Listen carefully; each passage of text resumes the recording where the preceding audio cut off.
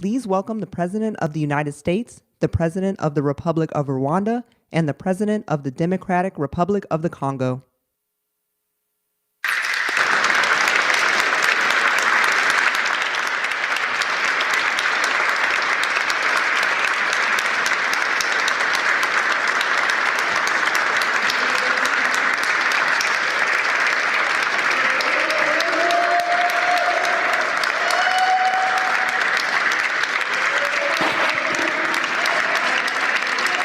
Well, thank you very much. Wow.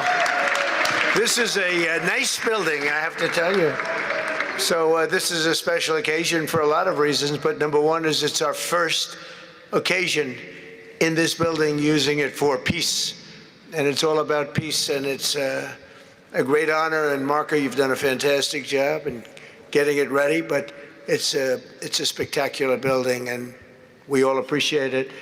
And very importantly, we're settling a war that's been going on for decades with millions and millions of people killed. And these two gentlemen spent a lot of time backstage talking to each other and over at the Oval Office. We were at the Oval Office together. It was beautiful. And I think it's just a very important day. And we have other leaders from other countries. And you said such beautiful things. I'd love to have you come up. We'll finish up, and then I'd love to have you come up, and if you could issue the words that you just issued backstage. It usually doesn't work, you know. It usually never happens. They said it much better before, but you will probably do better up here. But I'd love to have you say how you felt, because it is an amazing day. Great day for Africa, great day for the world, and for these two countries, and they have so much to be proud of. And I want to thank the leaders. I want to thank you very much. It means maybe more because we are here together for the first time ever in this building. Brand new, beautiful building. I don't want to tell you how much it costs, because I hear it's a lot. Okay? They don't build inexpensively here. But I just want to thank you very much. So please sit down, everybody.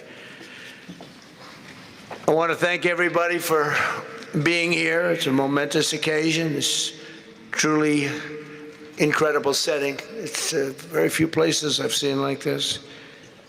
In this holy season, we prepare to celebrate the birth of the Prince of Peace. We have come to the U.S. Institute of Peace to sign a historic agreement that will end one of the longest-running conflicts anywhere in the world, with far more than 10 million people killed. Today, we commit to stopping decades of violence and bloodshed and to begin a new era of harmony and cooperation between the Democratic Republic of the Congo and Rwanda. I want to thank the two courageous leaders. They are courageous leaders. They really are courageous leaders, great people. President Tshisekedi of the Democratic Republic of the Congo and President Kagame of Rwanda. They are amazing people, and they had stories to tell me that were incredible. Really fascinating in so many different ways. Sad and beautiful, both sad and beautiful, and today makes them beautiful. I've just held really fantastic meetings with both men and representatives of other countries, where we discussed the importance of upholding this new agreement. Very detailed, powerful agreement. I also want to thank several foreign guests and dignitaries in attendance to celebrate this magnificent event, including the President of Angola. Please, would you stand? And so great to see you. Thank you. The President of Burundi. Thank you very much. Great to see you again. The President of Kenya. We have the Olympics here. You know, they do very well in the Olympics, those runners. I don't know what the heck you do with those runners, but they are very good.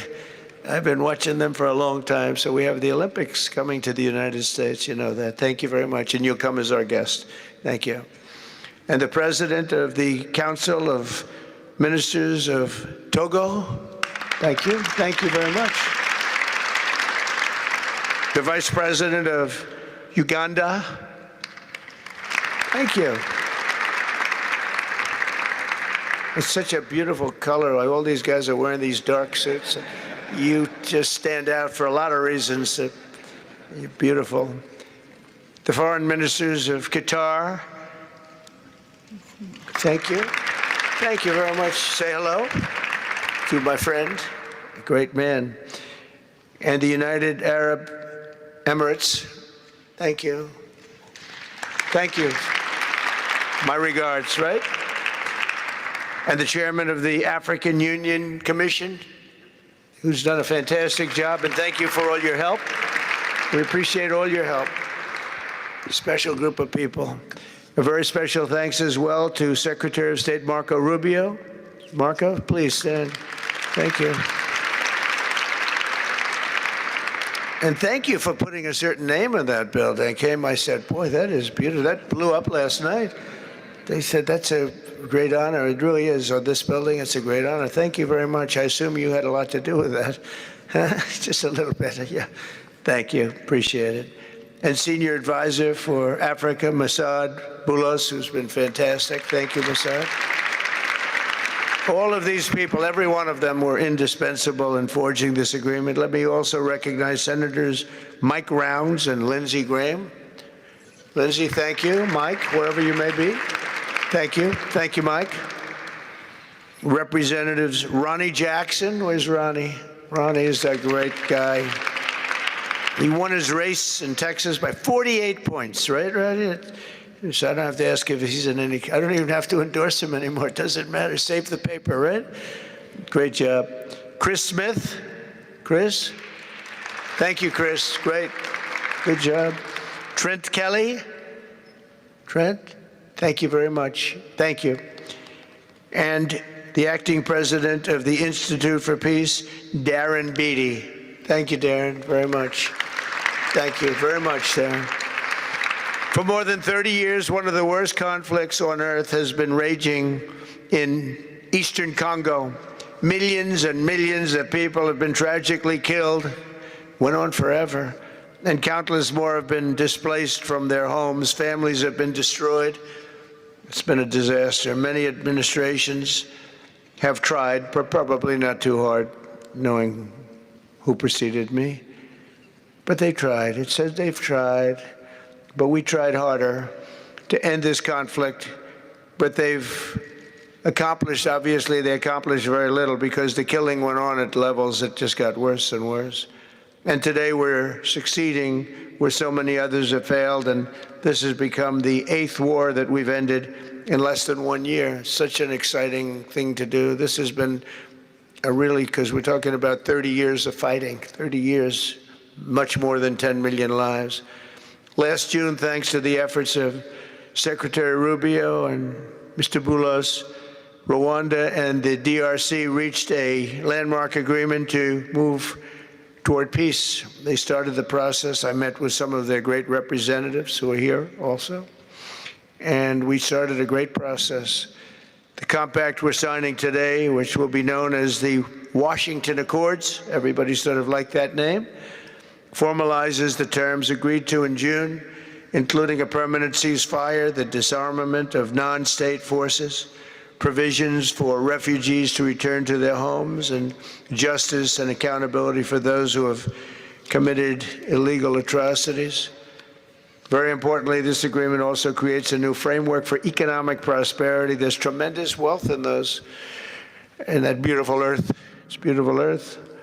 But it was stained badly with blood, tremendous amounts of blood.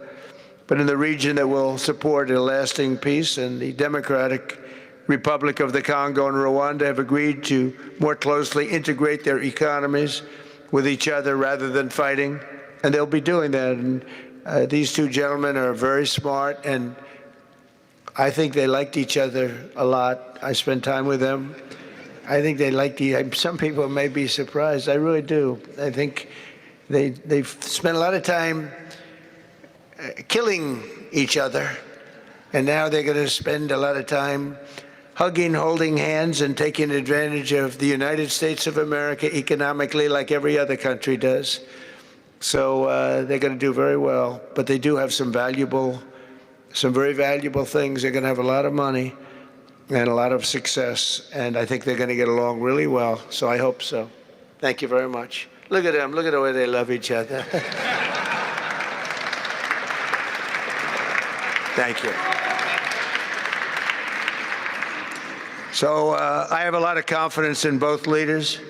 We'll keep these commitments. I know they're going to keep them and follow through on the agreement and create a much brighter future for the people of their countries. And they're heroes within their countries because of today. This is a big story. And so much is being written and said. All of the newscasts have it at the top of the list. And they are heroes, and we want to keep it that way. Today, the United States is also signing our own bilateral agreements with the Congo and Rwanda that will unlock new opportunities for the United States to access critical minerals and provide economic benefits for everybody. And we'll be involved. We're sending some of our biggest and greatest companies over to the two countries, and we're going to take out some of the rare earth and take out some of the assets and pay, and everybody's going to make a lot of money. These are just two of the many new agreements related to mineral supplies that my administration has achieved this year, including with Australia, Japan, Kazakhstan, Malaysia, South Korea, and many other countries.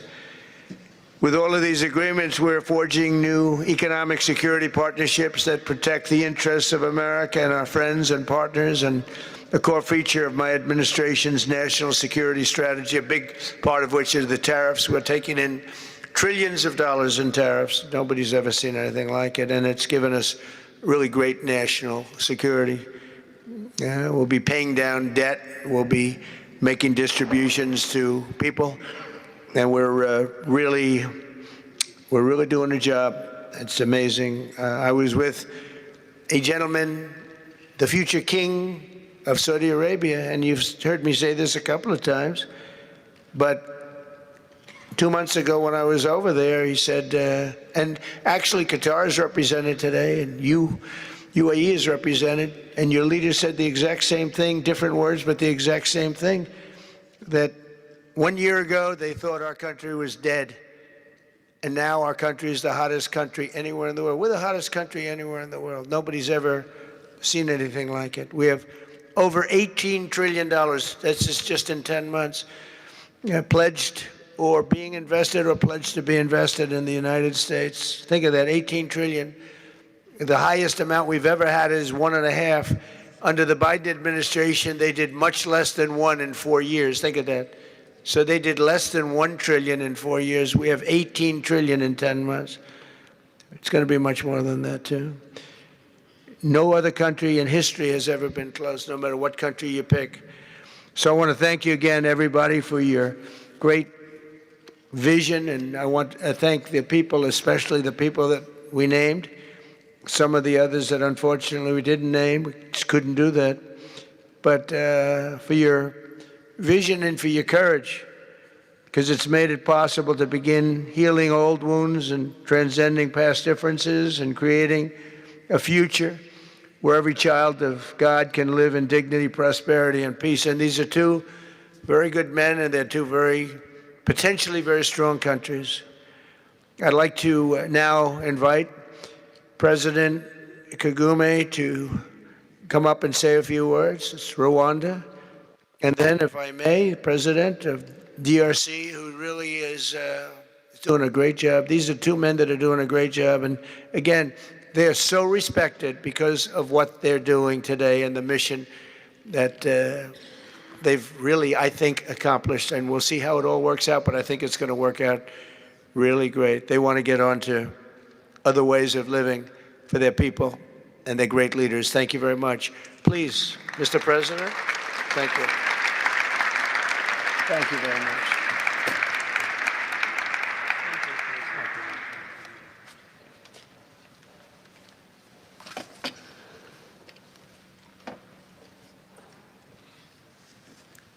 Excellency Donald Trump, President of the United States of America, Excellencies, heads of state and government, and former heads of state, distinguished ladies and gentlemen,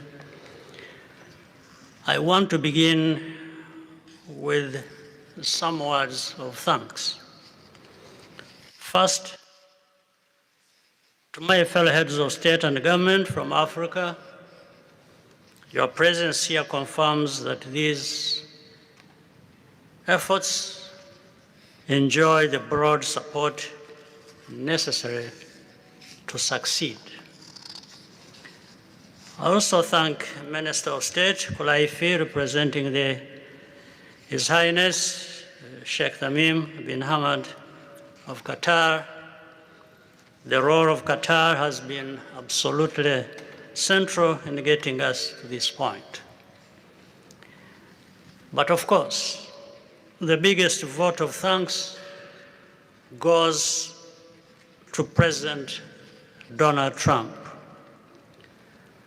No one was asking President Trump to take up this task.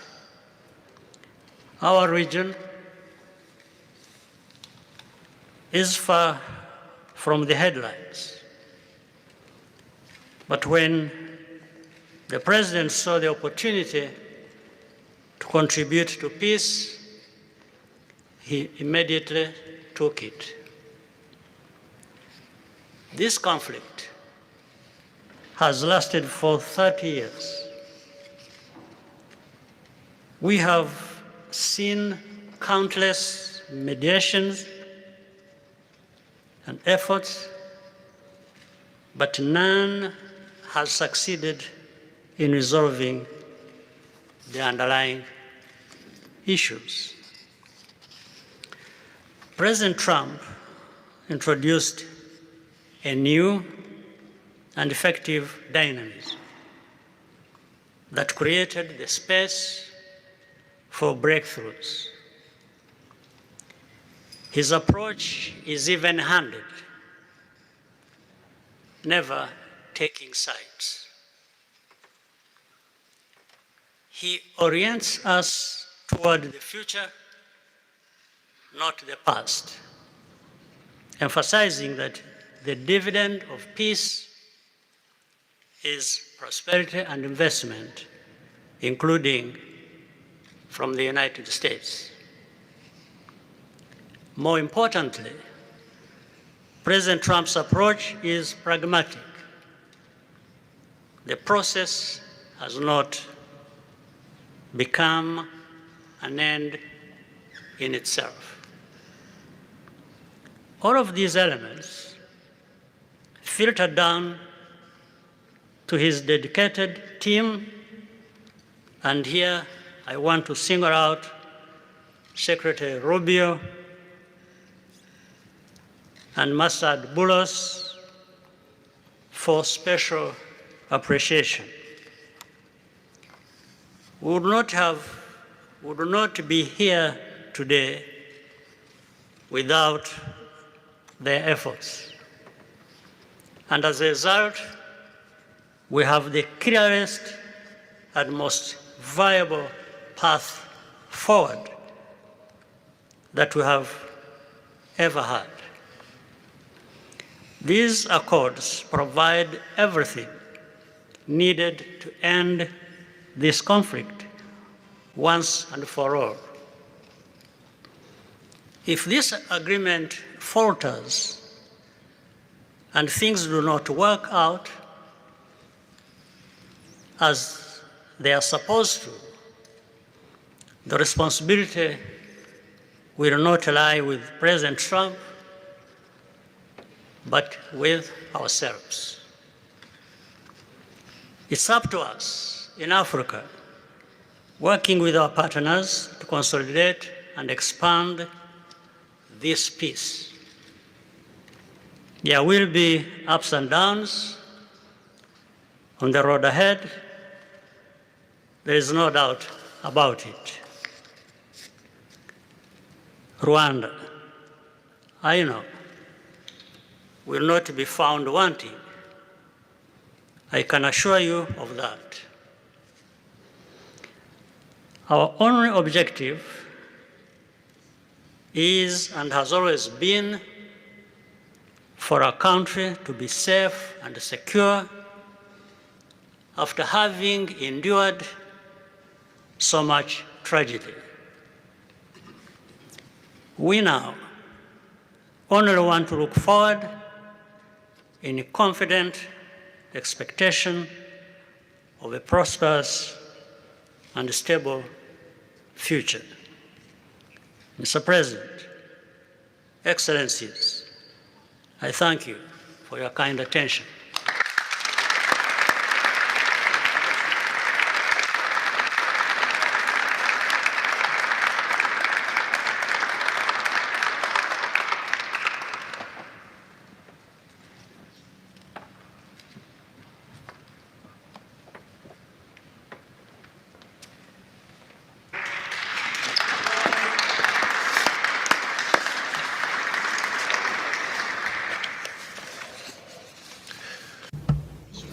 Mr. the President of the United States, Donald Trump, ladies and gentlemen, dear members of the delegations, distinguished guests, as we have just placed our signatures at the bottom of the joint declaration enshrining the Washington agreements for peace and prosperity, I do feel, on behalf of the people of Congo, a deep gratitude and clear hope. First of all, I would like to express quite solemnly our deep thanks to the President of the United States of America, Mr. Donald Trump. I would like to thank his administration and also wish to thank the American people for the critical role that they played for the rapprochement, the closening between the Democratic Republic of Congo and the Republic of Rwanda. To these thanks, I also bring in all of our regional partners and our international partners who, thanks to their commitment and engagement, have consistently made this critical moment possible in the road to peace. First and foremost, we have Sheikh Yanim bin Ahmad Adani. We have President João Manuel Lourenço Gonçalves, who is the President of Angola and the acting President of the African Union. And we also have the former President of the Republic of Kenya, my brother, Uhuru Kenyatta, who I can see here in the room. These two great Africans who are at the beginning, who started the Rwanda and the Nairobi processes. And beyond them, I wish to thank also all of the African leaders who contributed to help us in this struggle. And I do hope that we have, yes, reached the end. The Washington agreements are not yet another document. These represent a turning point. They bring together under a coherent architecture a declaration of principles of a peace agreement and also the regional economic integration framework to provide to the peoples of the region a new perspective, a new outlook, namely to finally overcome the cycle of violence, of forced displacements, of mistrust, defiance, in order to begin a new era of friendship, cooperation, and prosperity all shared together. For those involved, the Democratic Republic of Congo takes this solemn commitment to implement with complete sincerity all of our obligations that stem from this agreement. We will do this with seriousness, with rigorousness, and also the constant care for peace and the security of our populations, for the unity and the integrity of our territory. We do hope that thanks with the same seriousness that the Republic of Rwanda will also respect fully the letter and the spirit of the commitments made here in Washington. We are reaching out for a peaceful cooperation based on mutual respect, non-interference, and the joint struggle against the armed groups, the end of all support to negative forces, and the beginning of fair prosperity on behalf of our two populations. I do believe this day is the beginning of a new path.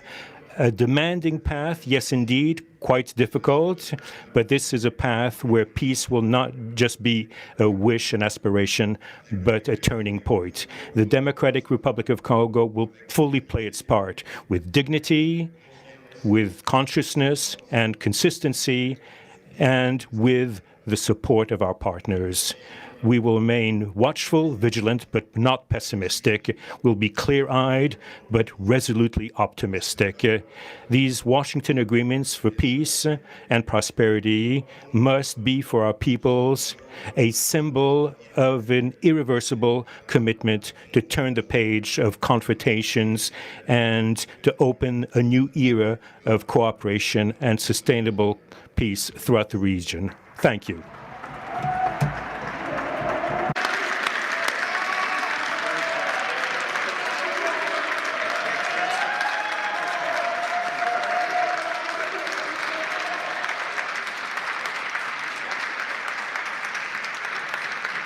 So, if I might, my four new friends, a couple of cases not that new.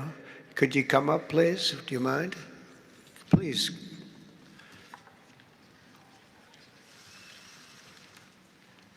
They represent so many and so well, so I just want to thank you very much. Good.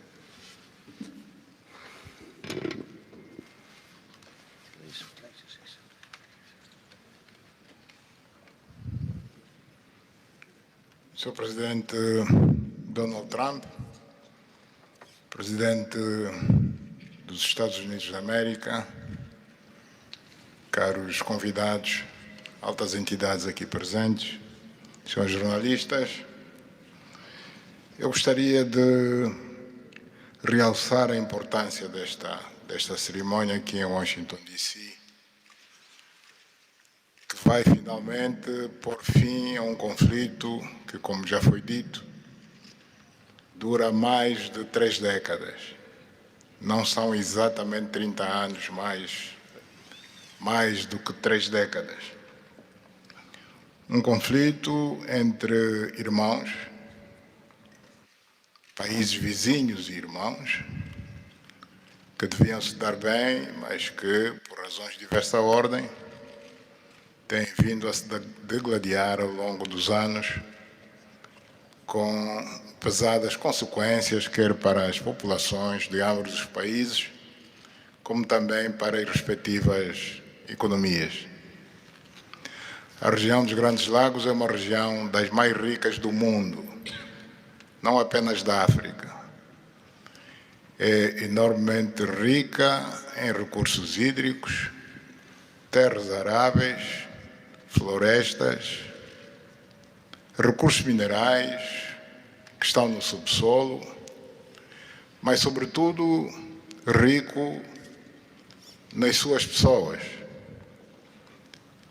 com um potencial muito grande para desenvolver aquela região da África que pode catapultar o desenvolvimento de outras regiões igualmente do nosso continente. O mundo atravessa hoje uma crise energética e alimentar. Nós fomos a dizer que a África, e em particular essa região dos Grandes Lagos,